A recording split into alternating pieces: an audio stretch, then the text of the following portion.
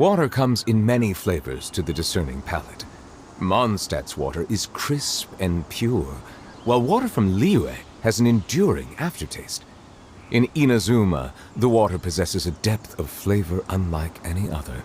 Sumeru's water, meanwhile, has a rich and complex flavor profile, but it must be savored patiently to fully appreciate it.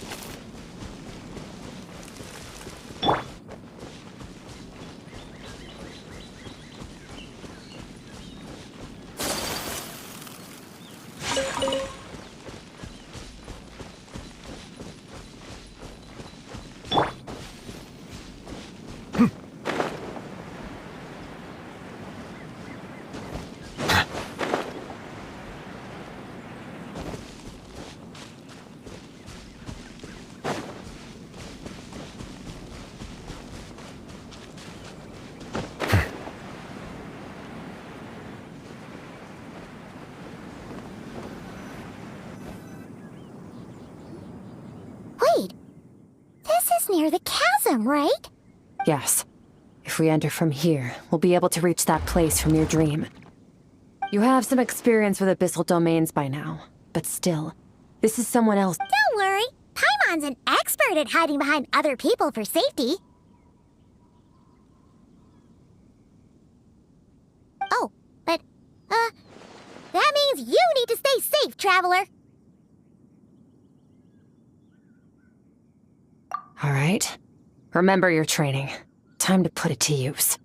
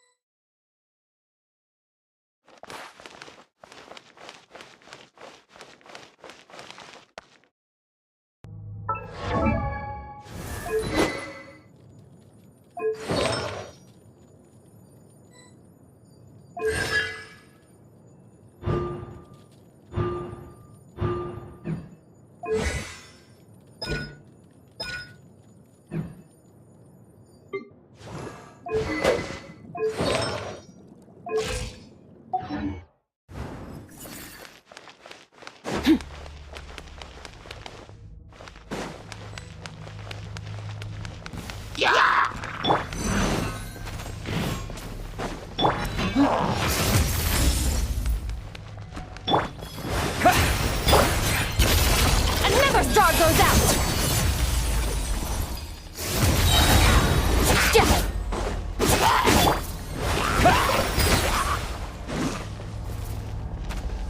Water jet!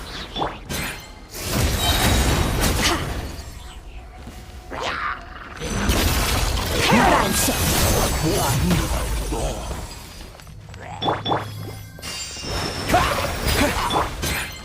Annihilate!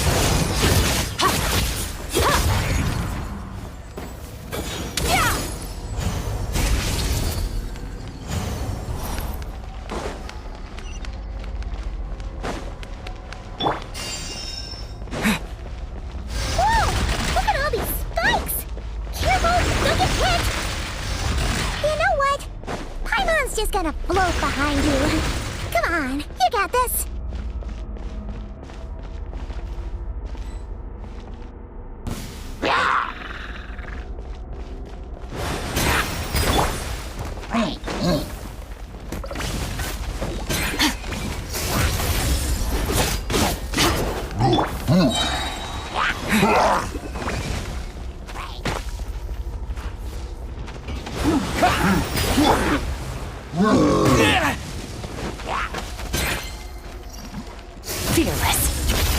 Into the void!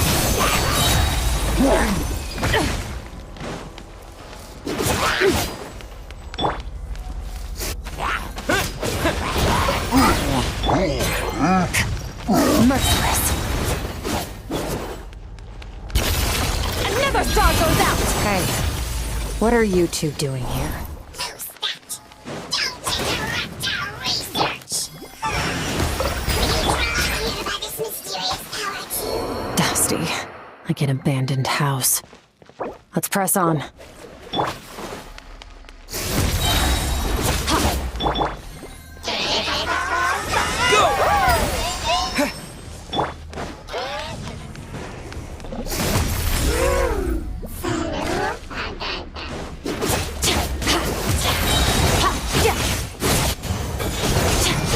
Someone else has to...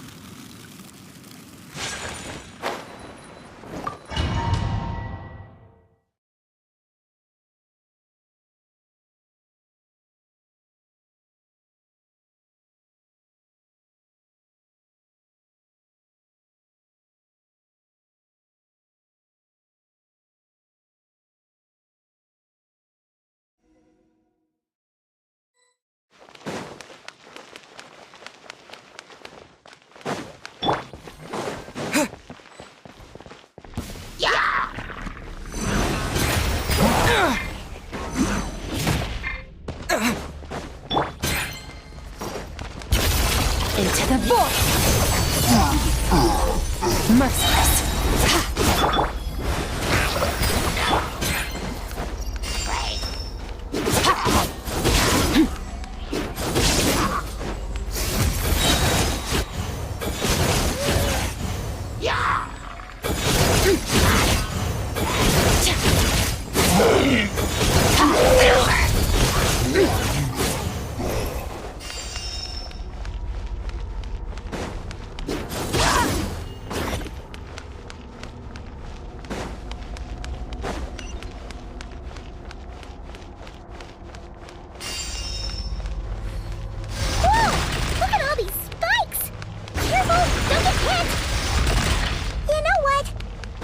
Just gonna float behind you.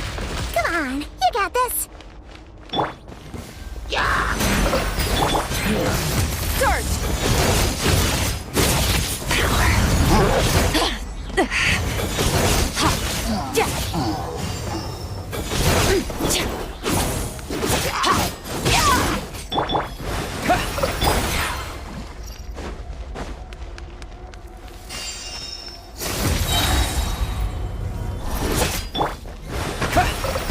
Hey, what are you two doing here? Who's that?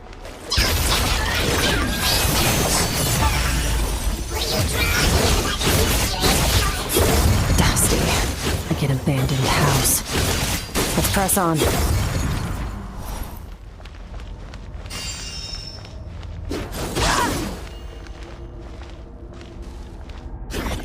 Fearless.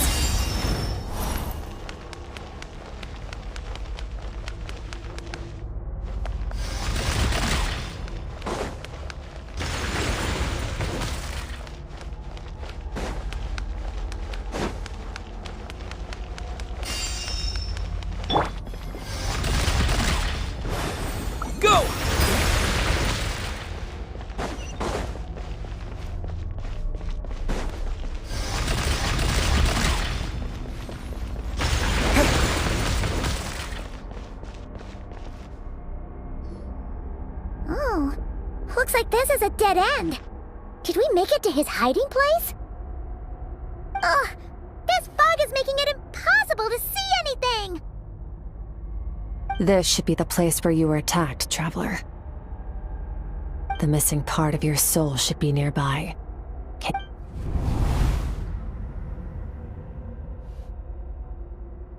Our opponent must have covered his tracks just in case. Hold on! Look! The spikes are back! Stay calm. Let's hold back a little. Give our enemy some wiggle room so we can see what we're dealing with. If you're too reckless, we might be playing right into his hands. Our enemy took part of your soul for a reason. It's likely he integrated it into his attack somehow. If we're smart about this, we can track it down.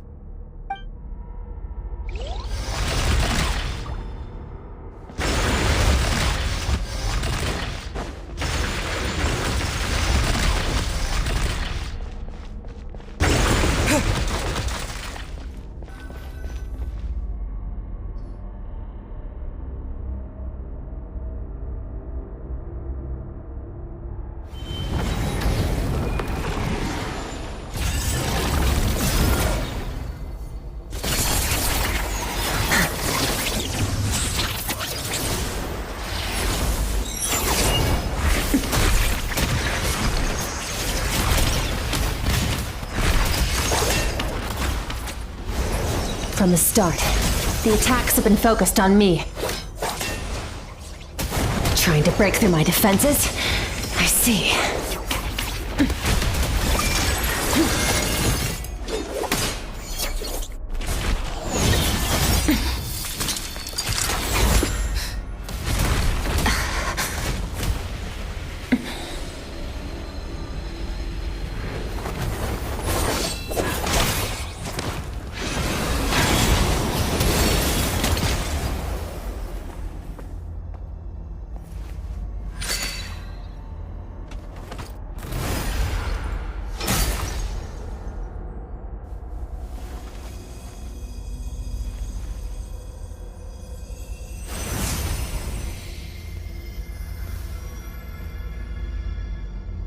There. I got it back. Traveler! Skirk! What happened? It looked like Skirk just got... In the Guili Plains, you asked me why this enemy chose you as his target. Now, the answer is clear. It's not just the fact that your strength is impressive. It's also because of your ability to, as you put it, purify abyssal power. Whatever that actually means. The fact is, that ability allowed him to do something that should have been completely impossible. Namely, break through my defenses and steal my power. No, he couldn't have known I'd come to his domain. He only stole your soul fragment because he knew the value of its power. I doubt he expected it to come in handy so soon. Call it fate, if you want. I believe that's the term they use in this world for arbitrary coincidences like this. In any case, it works to our advantage. Once I realized what he was using that power for, it gave me the chance to get back what you lost. I'll cope. Well, done gorging? Good. Time to answer some questions. How did you get the power of the all-devouring narwhal?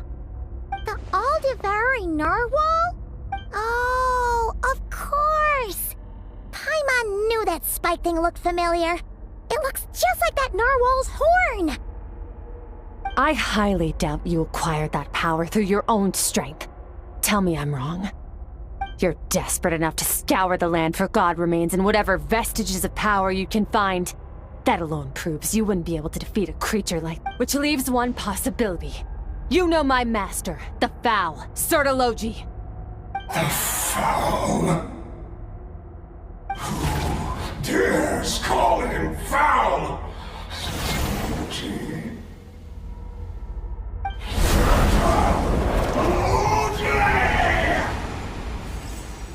What's wrong? Bit off more power than you can chew? You're struggling to hold a basic conversation. Just A little longer.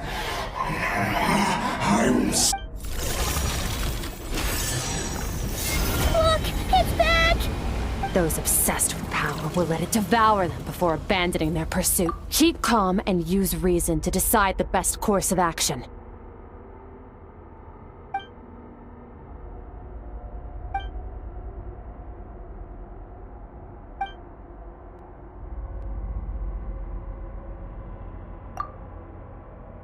Wise decision. Final victory doesn't always come after a You've got your soul fragment back? So we both got what we came for.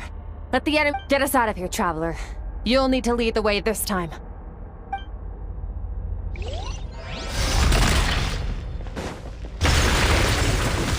Skirk, is your shoulder gonna be okay? The wound is minor. It'll heal in no time.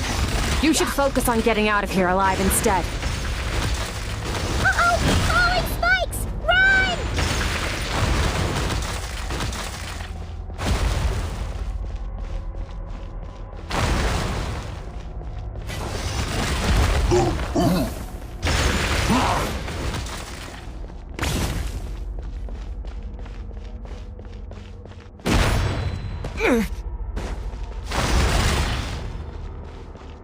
Watch out! Looks like this place is about to collapse!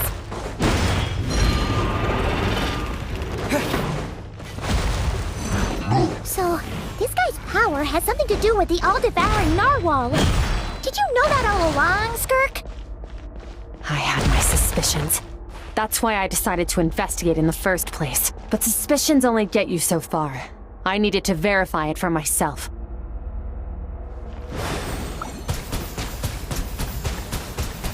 Water jet!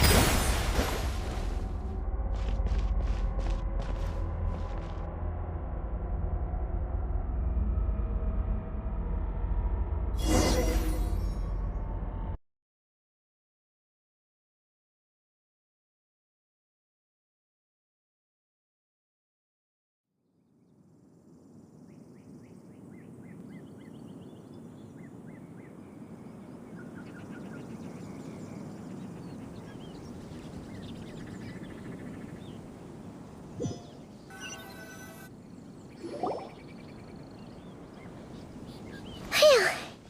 Oh, we should be safe here, right?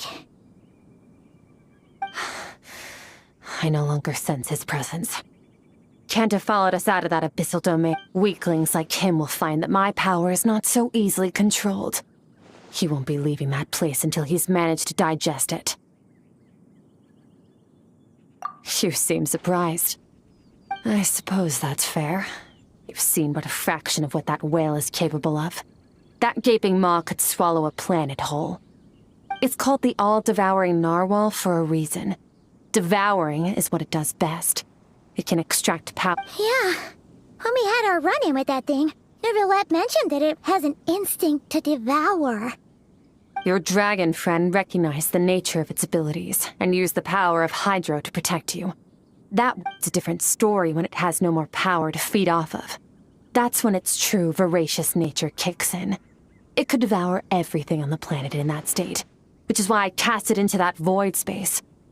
But I hadn't counted on there being anyone left on this planet capable of wielding its power. To me, that says he must have encountered the whale a long time ago. Meaning, he must have known my master. Exactly. It told me everything I needed to know. Hence why I said we both got what we came for. And I believe that brings our transaction to an end. Now that you're whole again, you can get back to your own journey. I'll handle the rest of this situation myself.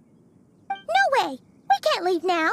Something was stolen from you because of us. We have to help you get it back! This isn't my first taste of failure or losing power. When you fall, you get back up again and become stronger. But what if that monster finds you before you're all better? Plus, how are you gonna get home? It's not like you can just go swoosh and open a door to the abyss again. Not without your full strength. So, sticking with us for the time being doesn't sound so bad, does it?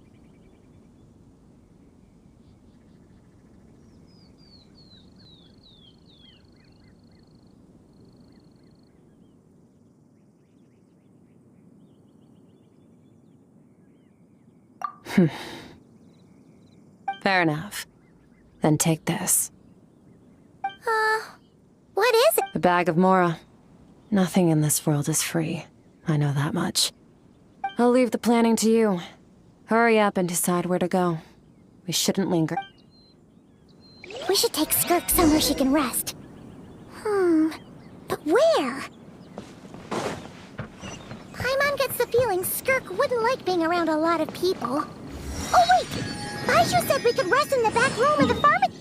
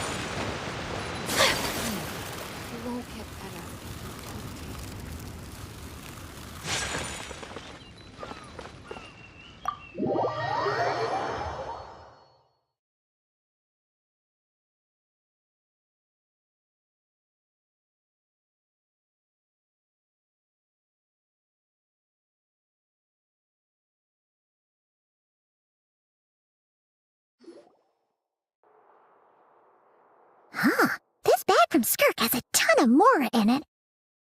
Does she have a job or something? Wait, no. After what we saw at Wamin Restaurant, that seems impossible. Can you imagine? It would go something like... I'll be collecting my paycheck now, boss. Oh, sure thing. Wait, who are you? Have we met? Can't hold a job if you make everyone forget about you. So, what did she do to get all this Mora? Claimed some buried treasure, took care of a few monsters that were causing trouble. Nothing untoward. It's safe to use. Ah! You heard all that? A sonorous voice like yours is hard to miss. I wouldn't be surprised if the sound of it traveled to the nearest mountaintop. Then, did you by chance happen to hear Paimon's little, joke earlier? You mean when you called me Frosty the Lavender Melon?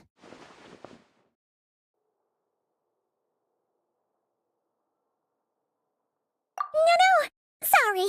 Paimon totally misspoke just now. She didn't say that at all. It was, a Paimon lookalike. Yeah, she's a piece of work, that one. Always impersonating Paimon and giving people weird nicknames. Okay, fine. The truth is, Paimon didn't like you all that much at the start. But things are different now. You helped the Traveler in a big way, so... What do you say? Friends? Ugh. I noticed there was only one bed. Go ahead and get some rest. Wait, what about you? I don't get tired, and I don't need rest. I'm going to practice my sword work. That should help me regain some strength. But your shoulder... Hey, don't just leave! Whatever. Let her tire herself out. Let's get some sleep, Traveler.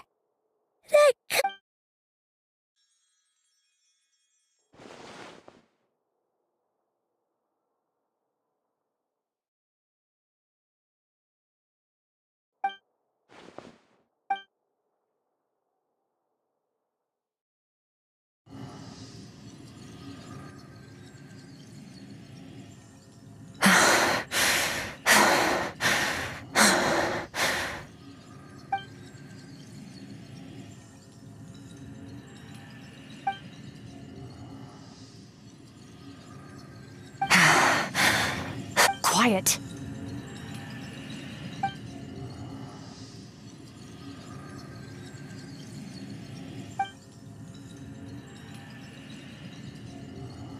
Do you even remember how many of us perished in that fire?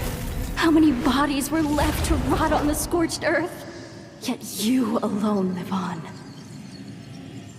Keep your gaze fixed on your blade. You don't deserve to rest. Run! Skirk, run! Only death awaits us here. Keep running, and don't...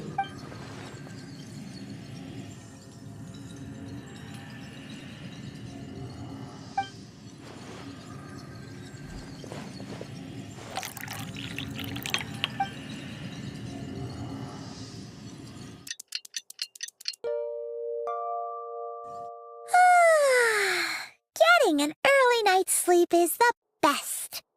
That bed was so Wait, Skirk? Have you been sitting out here the whole night? The bed's all yours if you want it.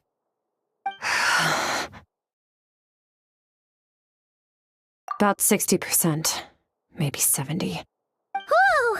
Paimon thought it would take at least a couple of days. That was... No, not fast enough. That's 20% less than last time. Same training regimen, same intensity. Nothing felt different, but somehow the outcome fell short. No, I think the problem's with me. I need to meditate for the next 2 days. Deep introspection should help me Ooh, sounds intense. Thanks. See you in 2...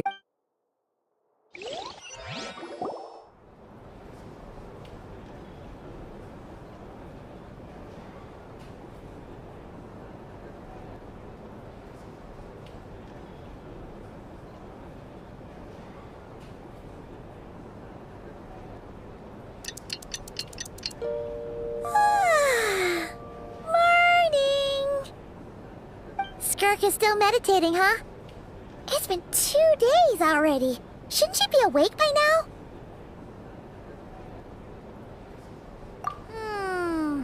Paimon can't think of anything we can do to help. Oh, wait! Breakfast! Be right back.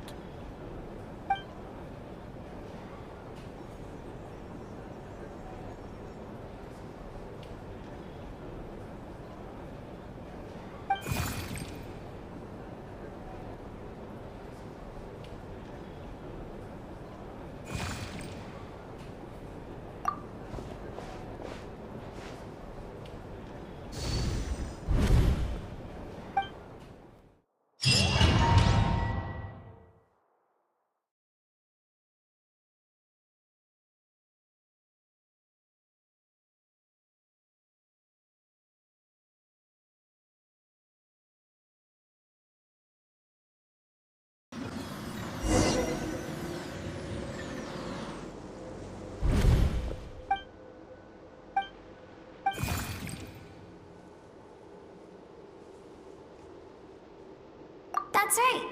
This isn't your first time here. But what you remember is probably a space covered in darkness. I only managed to illuminate a small portion for you back then. Actually, it's my first time talking to someone like this. I only managed to break free and bring you here because the injury weakened her power. I guess that's why I can speak again, too. Call it fate, if you want. I think that's the word they use in this world for lucky coincidences like this, right? Now, before I take you to her, I gotta ask. You're the first outside visitor to ever come here, so what's your impression of this place? Oh, you noticed. This river represents Skirk's strength. Strength accumulates over time. It is the summation of a person's lived experience.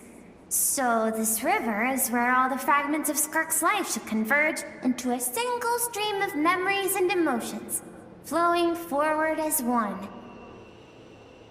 But as you can see, this river has been severed numerous times. It's because Skirk doesn't like who she was in the past.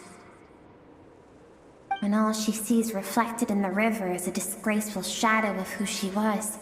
She cuts through water and rock with the sword of reason, severs her connection with the past, and begins in...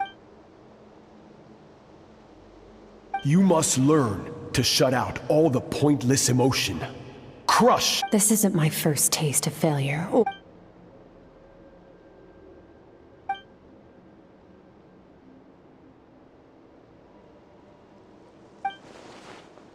The answer to one mystery invites another question, I see. Let's follow the river upstream. There among the cliffs, among the memories etched into her heart, lies the truth of it all. Soon, you'll understand everything.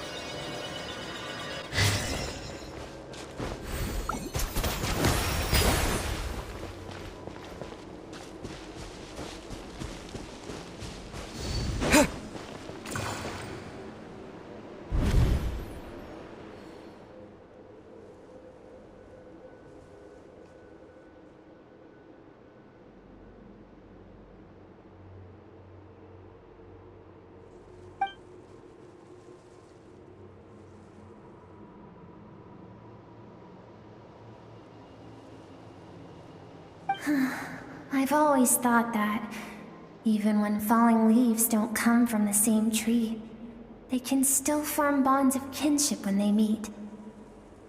Like meteors, you both made a journey through the stars. Both travelers who have landed on a planet that is not your home. Yet, when she first noticed your presence, although she hesitated for a moment, she still chose to walk away. Indifferent as ever.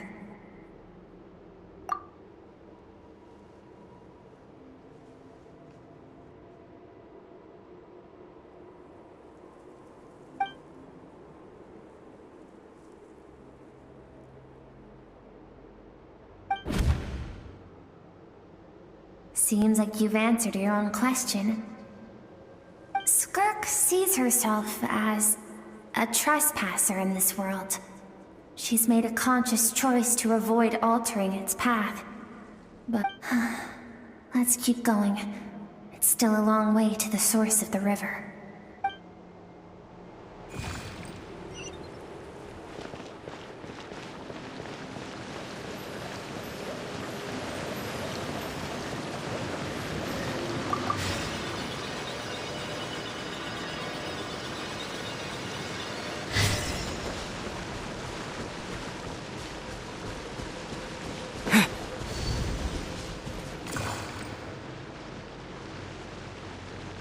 Now have what it takes to wield immense power. No one can become a worthy warrior through imitation alone. You wish me to travel the world beyond on my own, Master? Indeed. Make new friends. Embark on your own journey. And piece together a new future from the shattered remnants of your past. We will still have contact through the Abyss. But know this. One day, I will take the life you worked so hard to rebuild. And... Why would you do that? I have told you before. Fear is the catalyst for human evolution. You have tasted loss.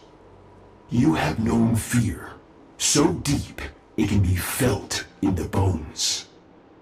But as living beings, we all have an instinct to detach from that which harms us. And thus, pain dampens over time. And the acrid taste of fear becomes but a distant memory. Yet now, I have bestowed upon you the gift of fear eternal. It will drown you in the nightmare of your childhood. Or it shall drive you to defeat me, whatever the cost.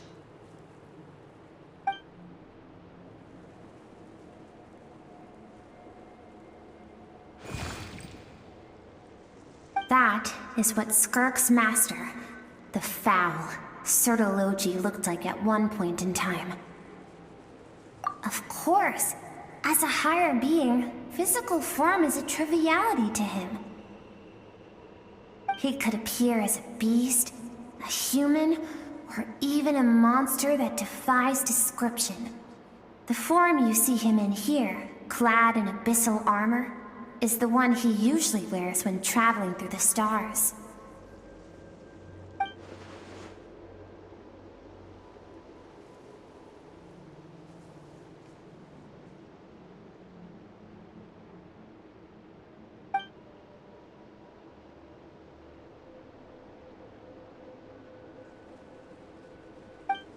For certain reasons, I need to bridge the power gap between me and my master as quickly as possible. But first, I need to understand the source of his strength. To do that, I need to follow in his footsteps, walk the path he once walked, and somewhere along the way, I'll find out how to defeat him. That is my sole focus and purpose.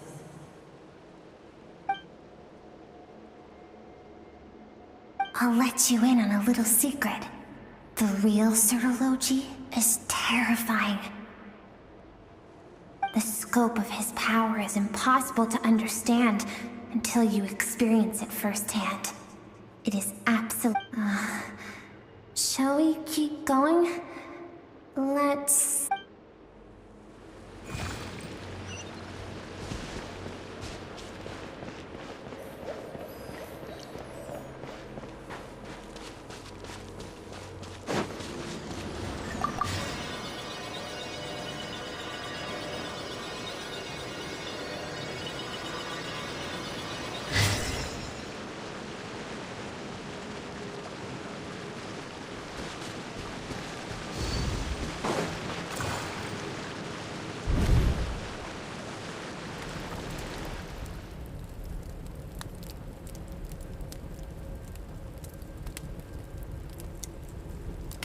We've made it quite a ways already. This is... I have set your broken wrist. Tomorrow, you're to train twice as hard. No tears this time. Good. Attempting to garner sympathy through tears is a habit of the... Can I ask a question, Master? Why did you save me? I keep thinking, maybe it would be better if I had died. I wouldn't be... I saved you because I have a plan for you. It has been too long since I fought a battle that demanded my full strength, and I hunger for it. Every so-called genius and prodigy I have faced has crumbled like sand underfoot. Before me... So, I will teach you everything I know. Train you by whatever means necessary, in the hope that one day, you might surprise me. But I don't want to draw my sword against you, Master. What you want matters little. Among the boundless sea of stars, the cries of the weak are but faint murmurs that disappear into the void. Yes, Master. From that day forward, all she knew was grueling training, emptiness, and fatigue. After some time, her talent bloomed, and she gained control over her. It was not that human emotion disappeared from her heart, but that reason came to dictate all she was allowed to feel. I suppose.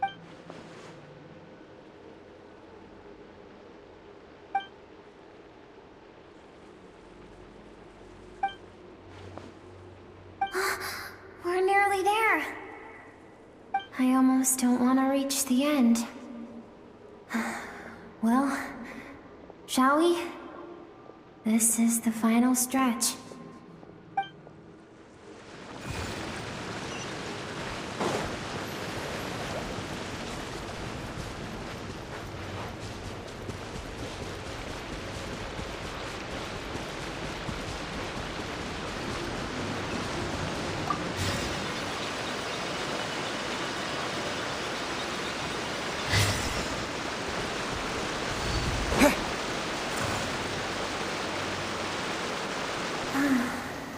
These are Skirk's happiest memories. What a simple and carefree time it was. Wisps of clouds dotted the sky. The sun bathed everything in golden light. And when song filled the air, not even the shyest of flowers could resist swaying along. This is Skirk's homeland. She was so curious about everything as a child. Always skipping school to go exploring instead. There was so much to discover. The treasures at the bottom of the sea. The secrets beyond the stars. And that merchant ship packed with adults wearing those strange clothes. Yes, the ship. That was the beginning of the end. It was a spaceship. When it arrived, the people that disembarked wore smiles on their faces and spoke of friendship. They claimed to be merchants from a neighboring planet, looking to establish trade. Skirk's parents, her relatives, her neighbors, everyone welcomed the newcomers with open arms and allowed them to explore the planet. To them, the visitors were guests and should be treated with hospitality. No one had any idea of what was to come. Several months later, an army of unknown origin arrived without warning and carried out a ruthless campaign to destroy everything and everyone on the planet.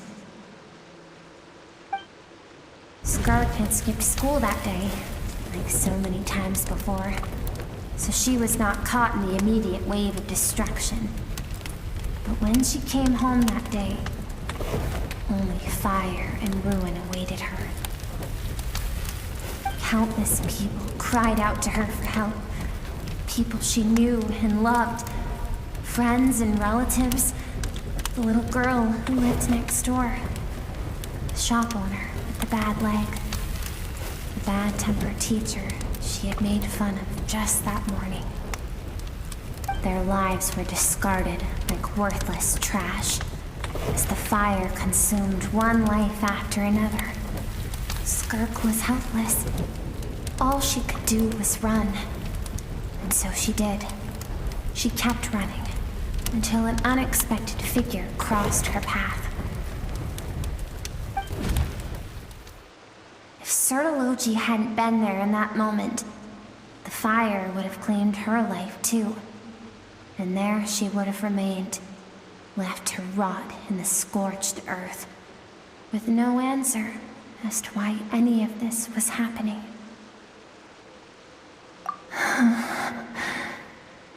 Because she and her people were seen as a threat.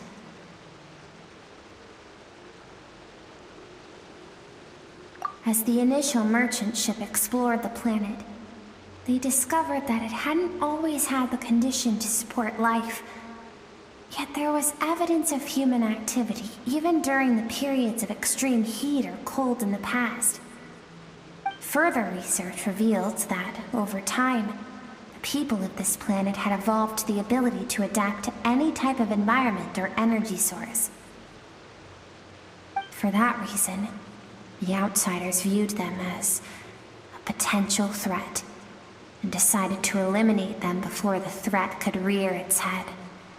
And so, the army was called, and the so-called danger was wiped from the face of the planet. Senseless, isn't it? Deemed a threat because of a gift they didn't even know they had. Perhaps it was their own innocence and kindness that doomed them. But in the end, that was lost to the blaze as well. If those with power get to decide good and evil, then all you can trust in is the sword in your hand. And so, before death could claim her, she ran. She ran and never stopped. No one wants to relive their most painful moments. Well, that Skirk is waiting over there.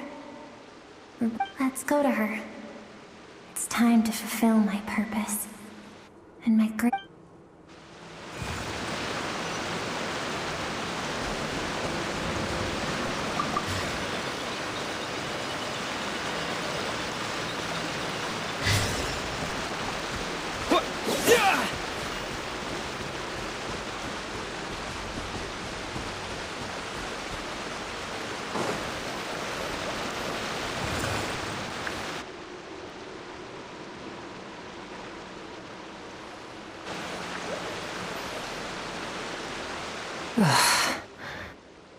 So all this just so you could bring him here.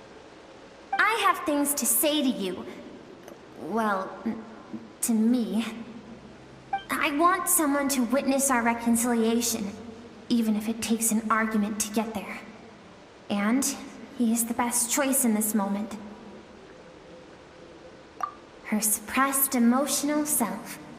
The version of herself she keeps locked in the recesses of her mind, stifled by reason. All those rejected impulses, those discarded aspects of your past selves, they are a part of me now. I am who you used to be. Someone you have refused to face for too long. You're wrong. I've faced you all along. And that's exactly why I keep you locked here. Your existence makes me weak. Moments of joy and longing are when we are most vulnerable. Don't forget, it was a penchant for goodness over reason that doomed our homeland in the first place. The vastness of the universe renders everything insignificant. Our feelings most of all. Even so, learning from the mistakes of the past doesn't have to mean erasing everything. Strip yourself of your so-called weaknesses, emotions like kindness and empathy, and what makes you any different from the ruthless soldiers who slaughtered our people? The difference is that I'm doing what is right, what is necessary. I allow you to exist, but with limited freedom. That is the greatest kindness I can offer. I have shouldered everything you couldn't carry. I rose above the numbness and emptiness. And it was cold, unfeeling reason that brought me this far. It made me who I am. It made me strong. That is the problem. I want to shoulder those things together. On the grand scale of the entire universe, maybe our feelings are vanishingly small, but why should that mean they don't matter? Emotion gives warmth to the cold expanse of space. It gives meaning to the world around. Think back to those nights of gazing at the stars. Those afternoons of exploring the unknown. Think back and let them grant you peace. A brief respite from the pressure you put on yourself.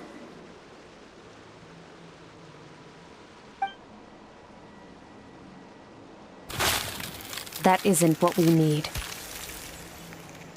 It's exactly what we need. Aren't you curious about why recovering your strength has taken longer than normal this time? Finally, you get to the important part. That is the only answer I came here to find. Then look around. Look at your inner world.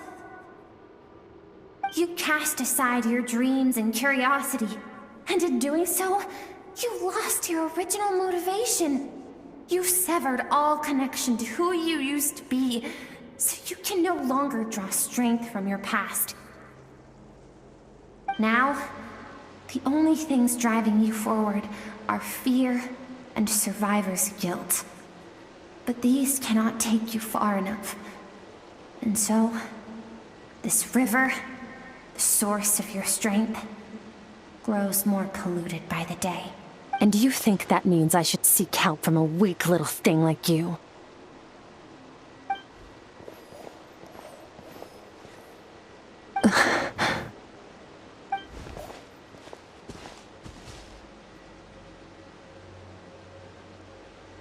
Thank you for saying that.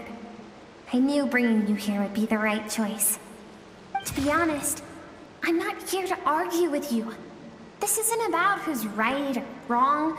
And in fact, I agree that in order to make it through the wake of that tragedy, we had to distance ourselves from the pain through reason over emotion. But what is right at one point in time isn't always right forever. I know you will never forget that fire. I know the fact that you were the sole survivor fills you with guilt.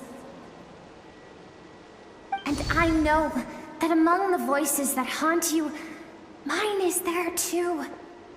Because all those unfulfilled hopes are like knives to the heart.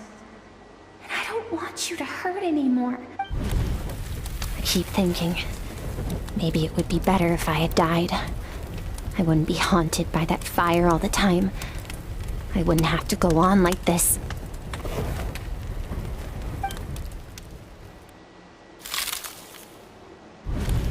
Your dad and I, we're not afraid to stare death in the face.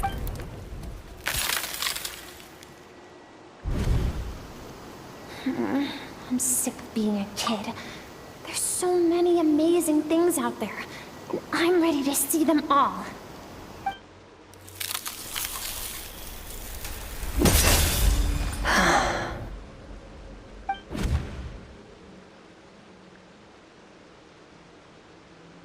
I remember. There was a song Mom and Dad always sang when we went out to fetch water. Dancing water. The sand along your path is begging for your song and movement. Will you carry this burden with you on your journey? I am not the dancing water, and you are not the burdensome sand. But if this is your wish, then I will carry you with me until the end. Thank you. I should be thanking you.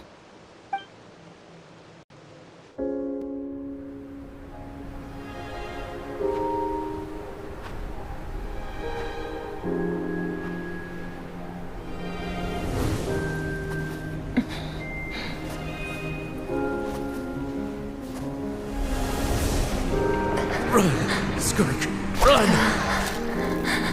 Remember, leave no one alive! Heed my words, Skirk. Let fear take root in your soul. Did you survive? Why was it only you? Skirk, did you become a positive light in this world?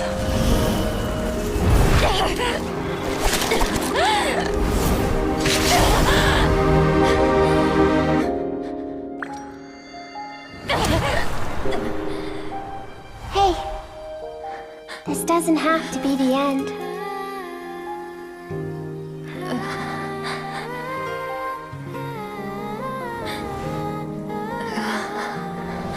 Life is a gift. Don't let darkness claim it.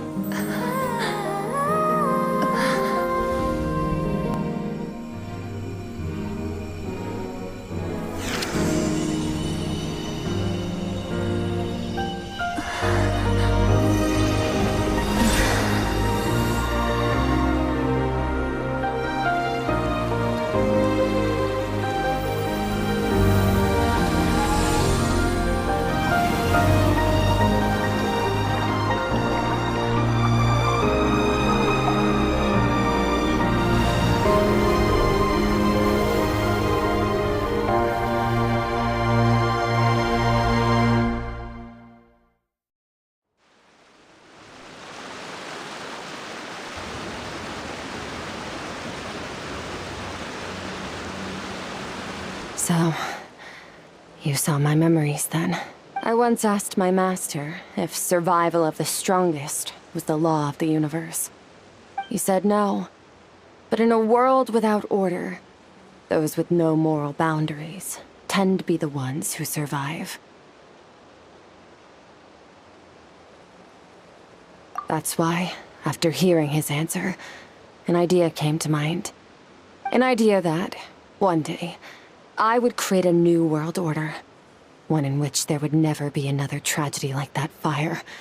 One in which power was not the law of the land. But that means I must defeat him, yes. And not just because of the gap in our abilities, but also because I have no reason to see him as an enemy. Although his decision to train me was not made out of kindness, I know. And it's not something I want. But Master never goes back on his word. I have to treat everything he says as a promise. He's no longer into that, but he sends me messages through the abyss every now and then.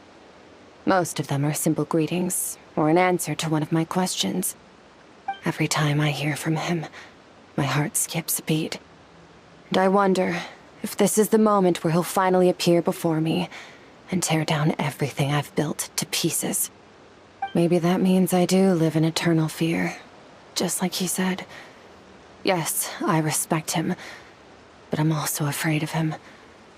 And for that reason, the pursuit of strength consumes every moment of my life. I don't know what Master has planned, but I have to be ready.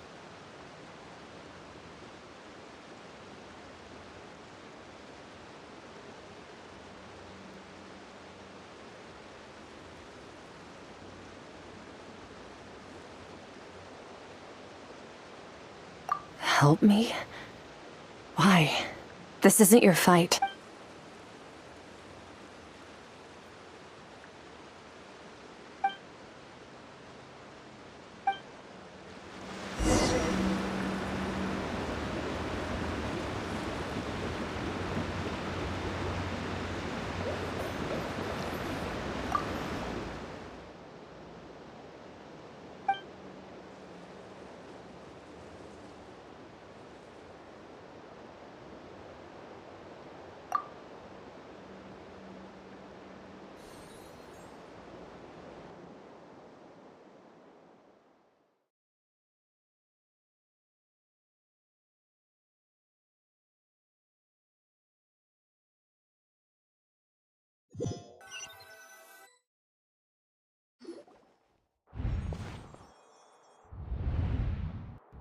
Oh, you're finally awake!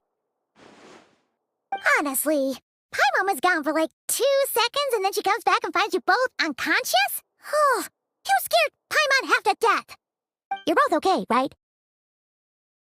What does it look like?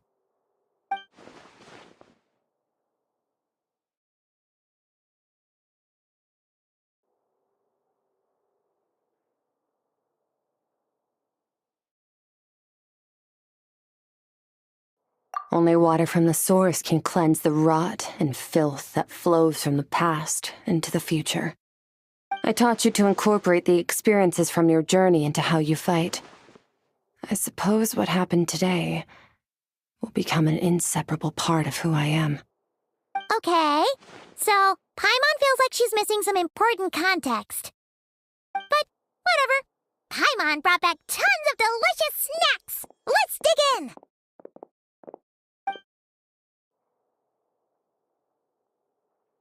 All right. It's about time we finished what we started. We're gonna deal with this thief for good, right? This time, I'm not going to tell you to hold back. But having digested even more power in the meantime, he's going to be tougher than before. The good news is, we have no reason to pull our punches this time. So, let's go.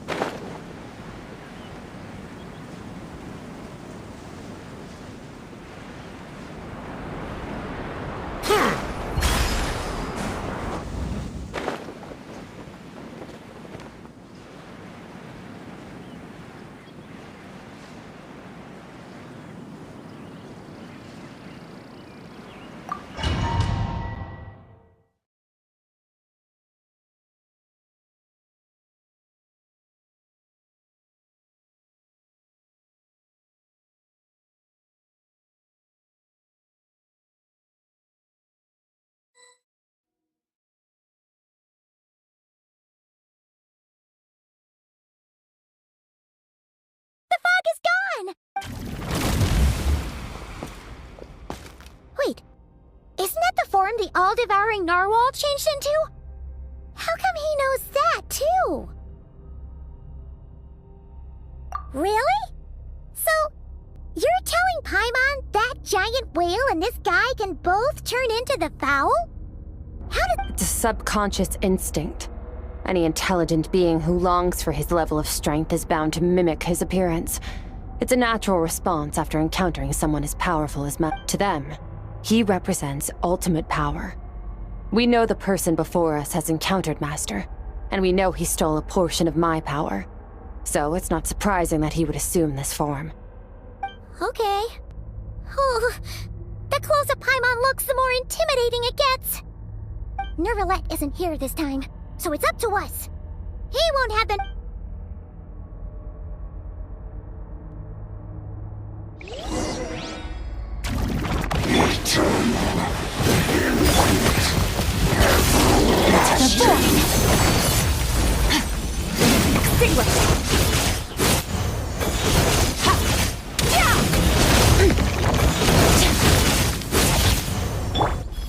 Water jet! Wipe out!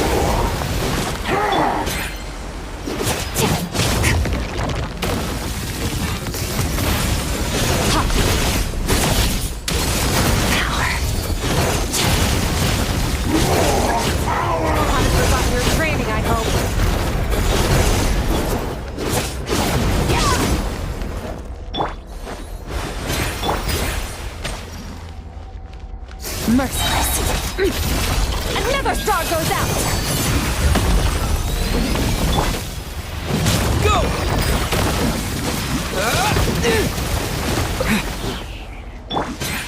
Fearless.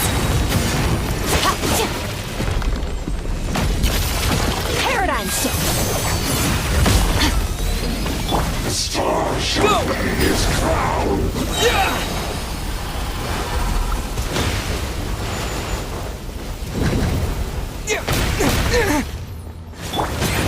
Fearless. Wasn't expecting this. Into the void! To check beyond this world.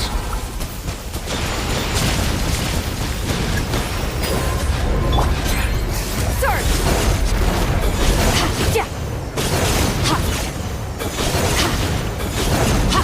Mine to wield.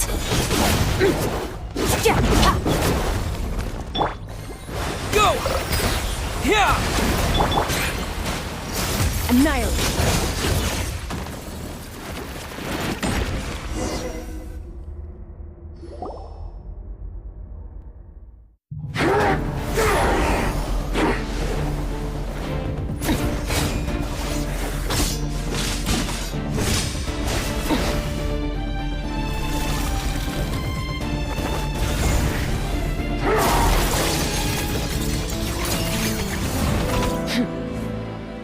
Haven't had enough of my power.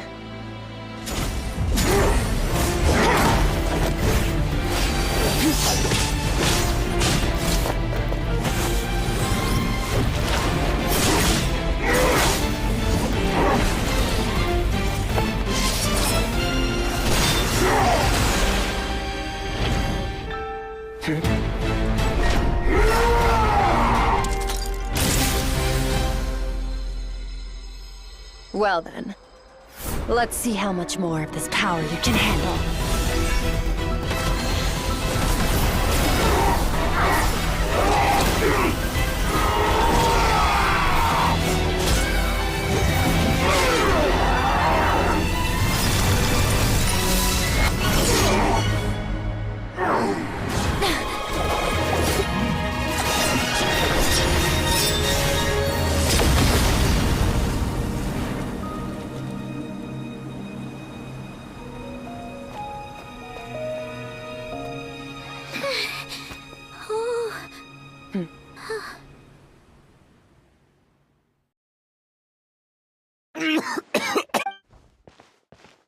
Well, have you come to your senses?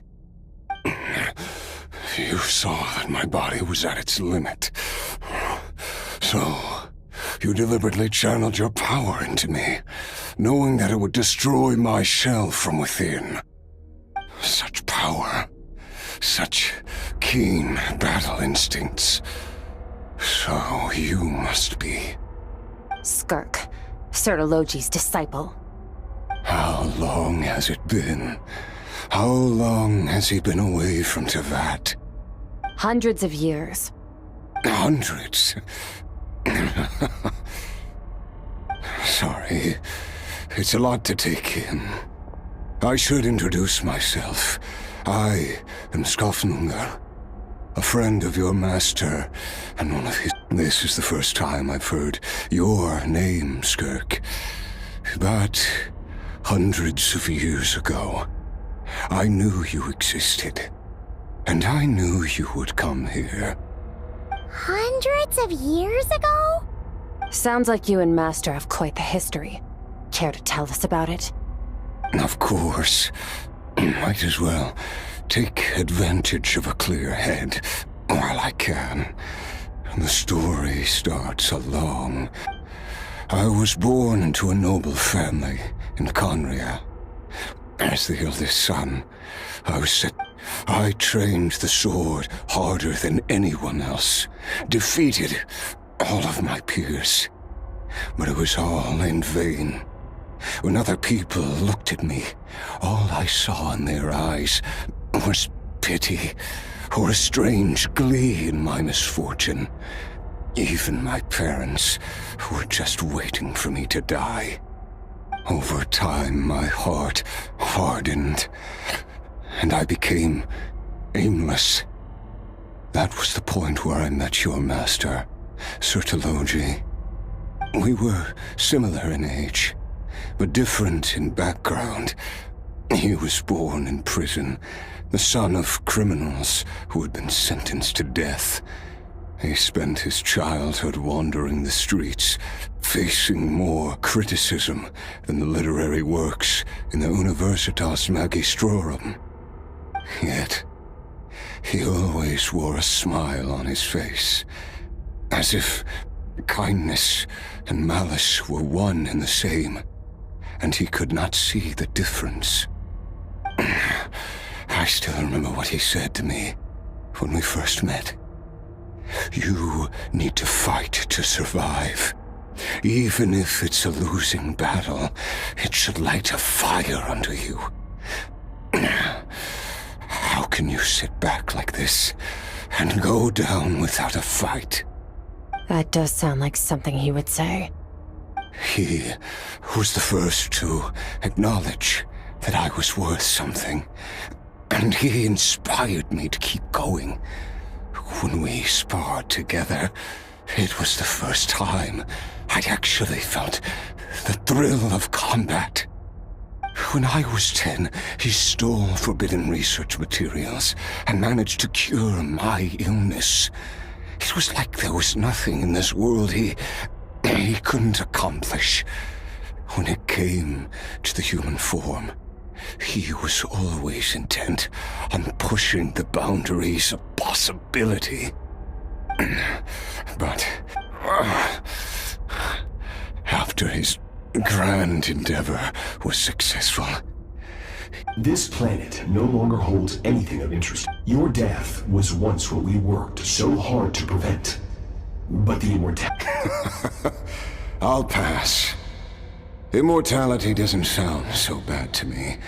Since I can't die, it means I have an infinite amount of... Are you sure? I cannot say when I will return. Your body, or rather, your soul, might not be able to withstand this curse. All I can do is try. After all, a wise man once told me, people need to fight for their own survival. Wise indeed. Nevertheless, if you grow weary of the pain of immortality, and wish to experience a good sparring match before you wither away, seek out my disciple. Disciple? Never thought I'd hear that word coming from you. Nor I. But Vedifenir said I was destined to find a disciple out there in the universe. You know as well as I, Vedifenir's prophecies are never wrong. Well, Now I'm curious about who this disciple of yours will be. All that Avenir said was that one day, the stars shall bow in her honor.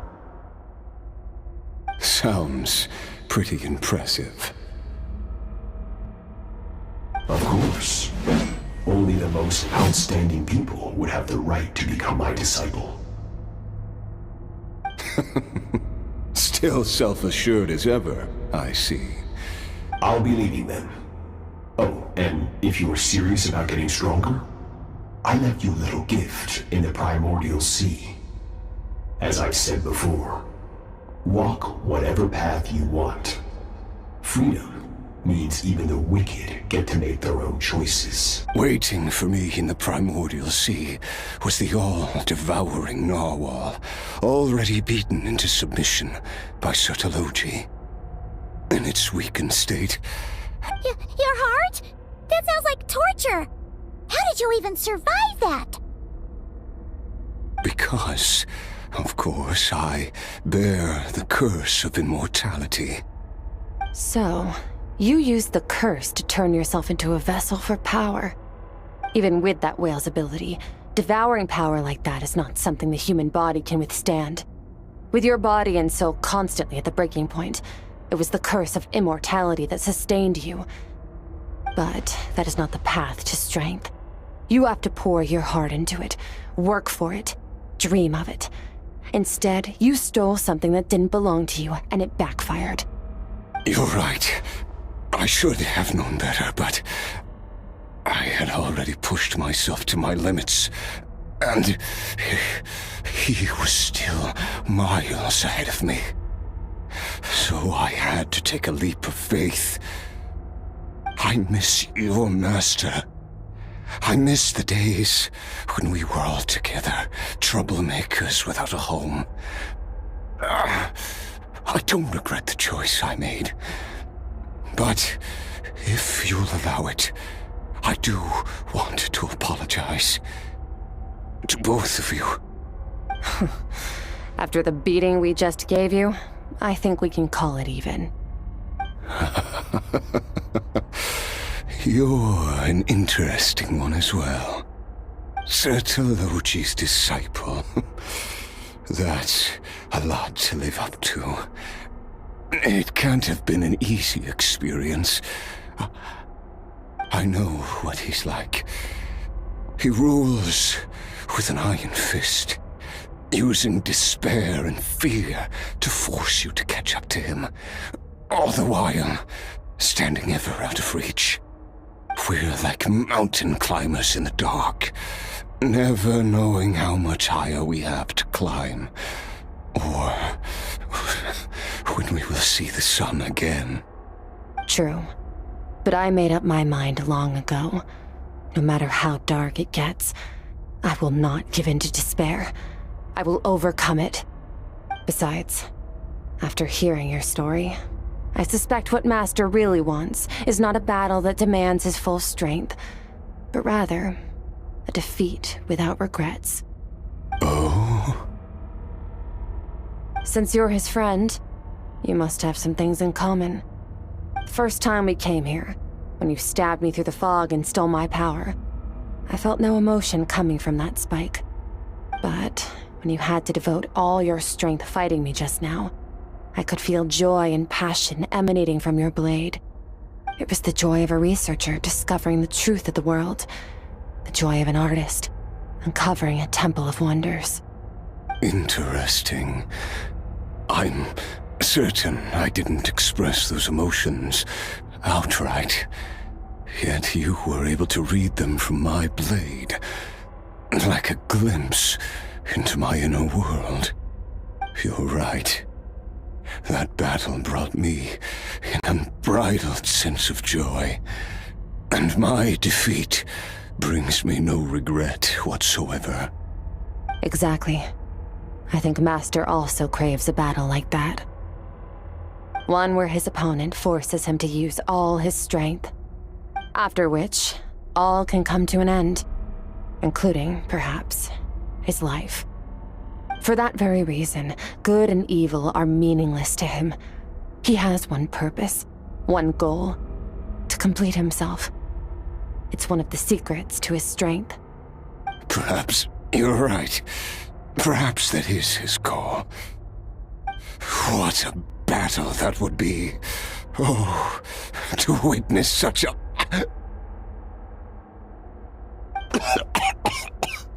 Are you okay? Too many different kinds of power are surging through my body. The curse of immortality allows it all to coexist, but it does not remove the pain. I won't be able to hold on to my sanity for much longer. Surya once offered to free me from this curse. Now, I must ask that of you, Skirk. Can you release me from the pain? I can, but not through death, if that's what you were hoping for. It's not a suitable punishment for your crime. As an alternative, I can take your consciousness, along with all the power you've consumed, and smash it to pieces. The impurities will dissipate, and under the curse of immortality, your mind and body will regenerate. When that process is complete, you will be back to who you were before, no longer tortured by powers you can't control. But it will be a time-consuming and painful process. The decision is yours to make. I accept. And who knows? Perhaps I'll wake up in time to witness your great battle with Surya. I have faith that you'll be able to stand against him one day. Though I know it'll be a long and arduous road. If we are climbers in the dark, it appears the dawn has finally broken for me. But yours... I will reach the top of this mountain, no matter what it takes. And you, Skafnungur, will be my witness at the end of all things. That's finally over. Let's get out of here. Huh. At least we don't have to make a mad dash for the exit like last time.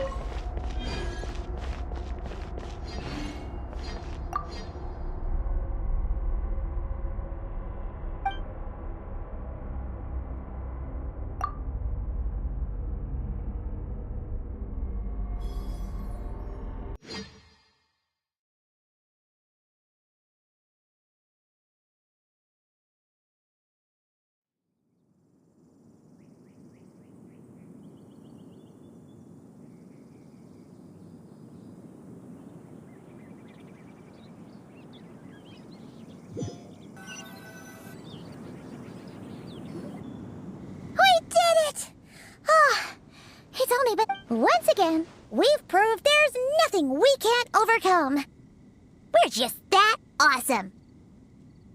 Wow, you sound even more confident than usual. Guess you really have become stronger.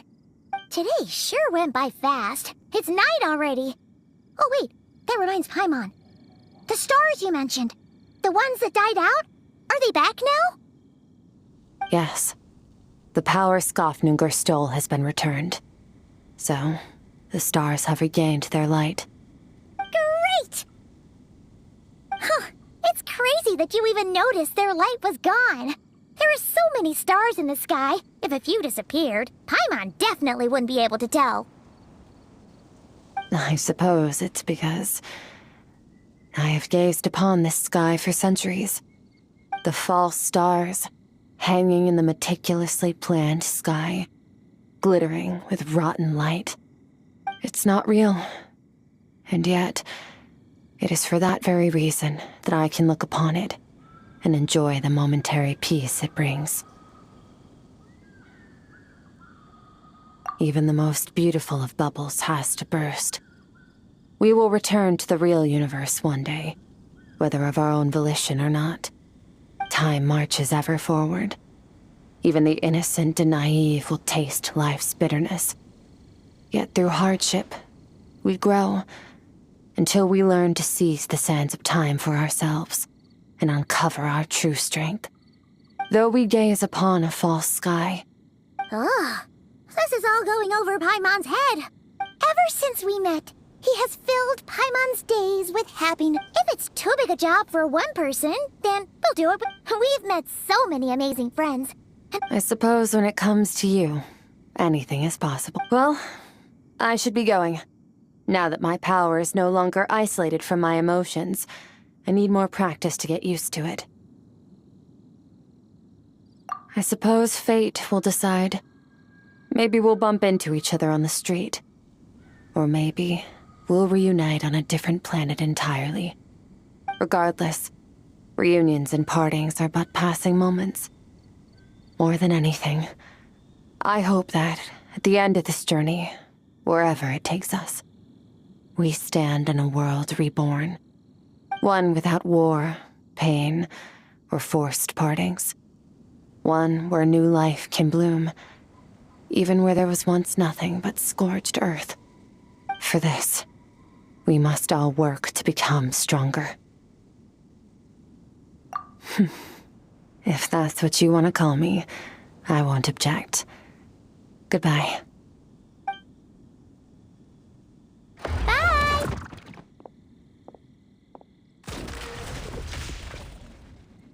Is it just Paimon, or is she being nicer than before? We definitely count as friends after all that, don't you think? Hey, what do you think about camping here tonight? There's nothing quite like sleeping under the stars. Come tomorrow, we can continue our journey. Oh!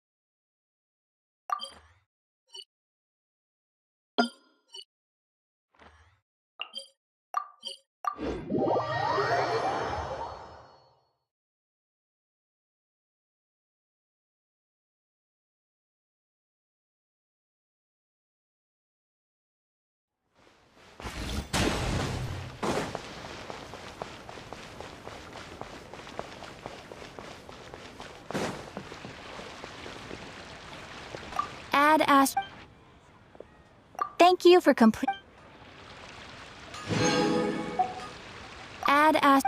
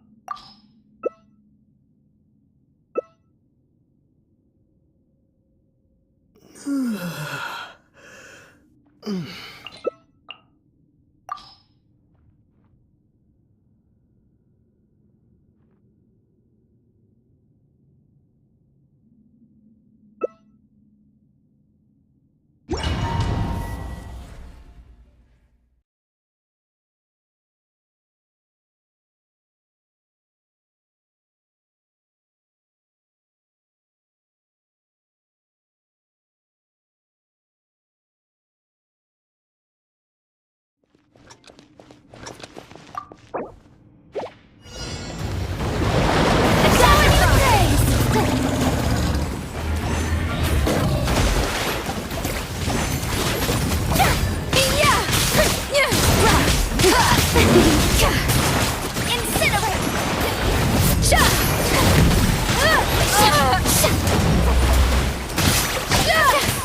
Burst of flavor! Paradigm shift! Mining, echoing song!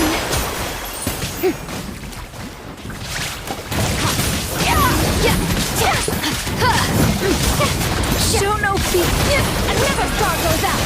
Strike a pose! Merciless!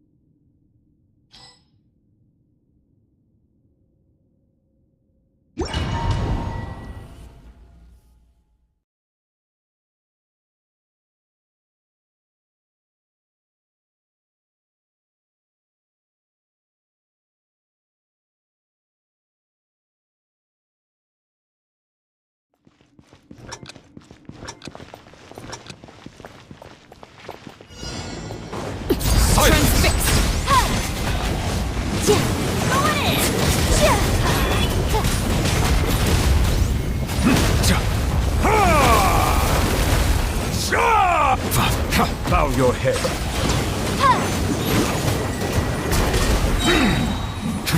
Let the mighty be humble.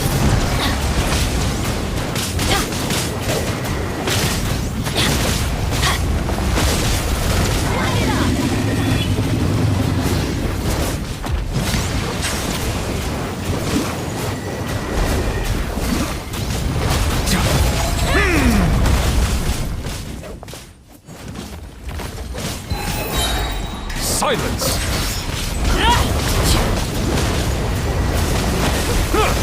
The tide's bent.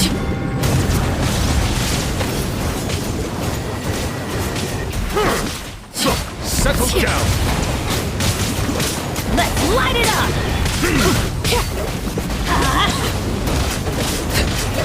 Transfixed! Teamwork is dreamwork! Let the mighty be humble!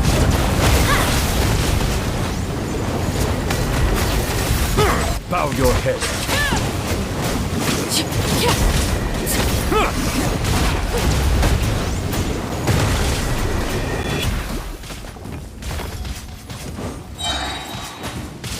Settle down.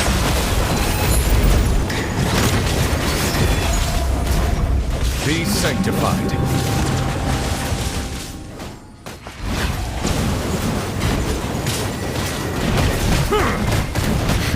Leave it to me! Transfixed!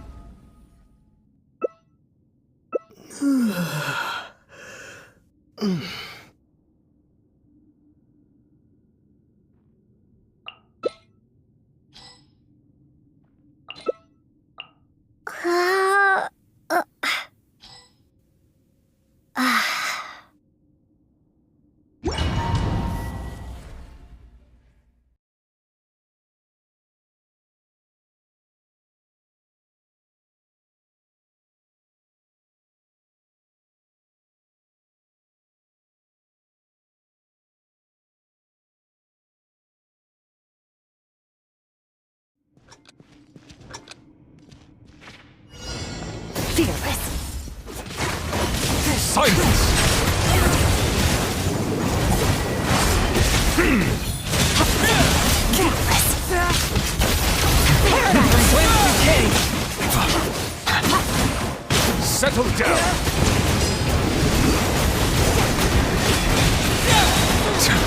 the mighty be humble. This spells the end. Instead of going big, yes, going home.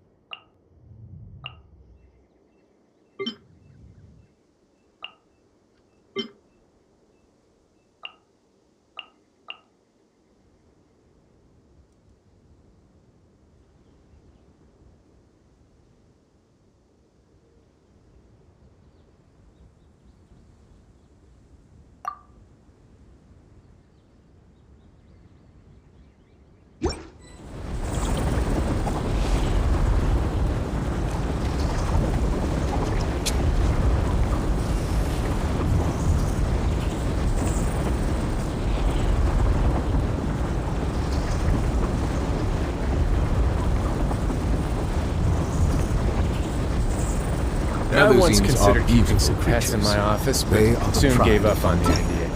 Be It's just sure not to right to befriend keep them small and animals where cause they them won't no be able. harm.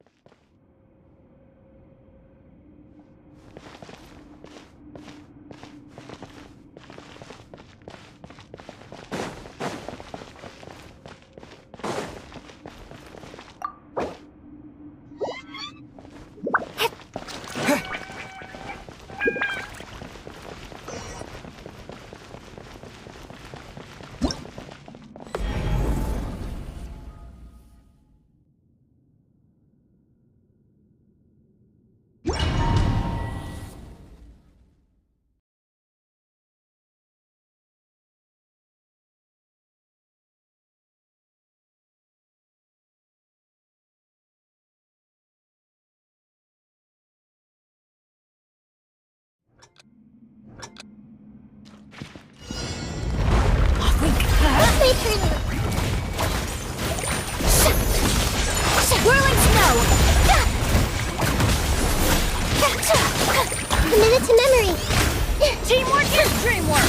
Let's light it up! Let's light it up! The show begins!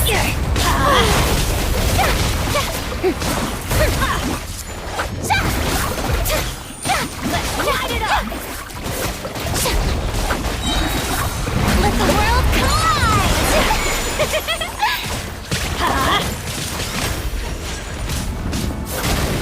Let's light it up! Brilliant! Going in!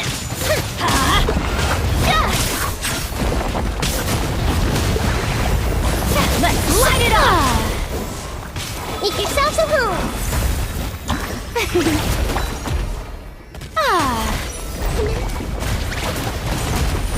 Yoo-hoo! Let me put my mind to it! Let me something!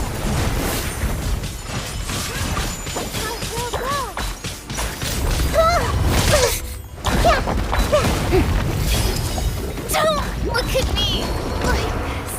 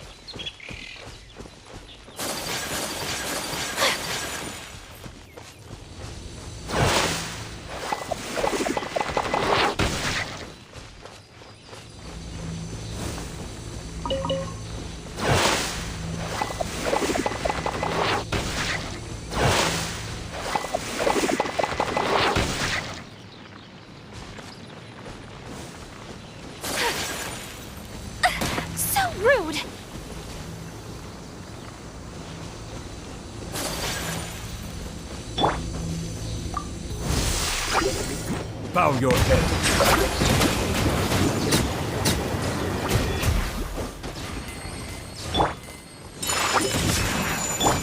Shower me with praise!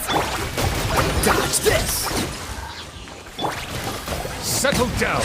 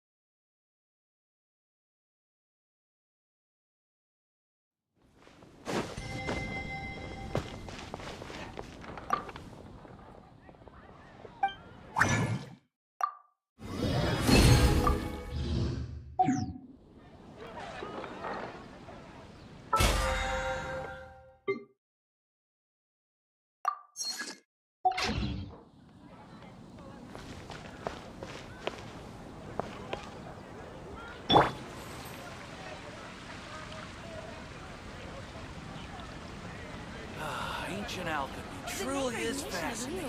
Has the most prosperous commercial port in all of that.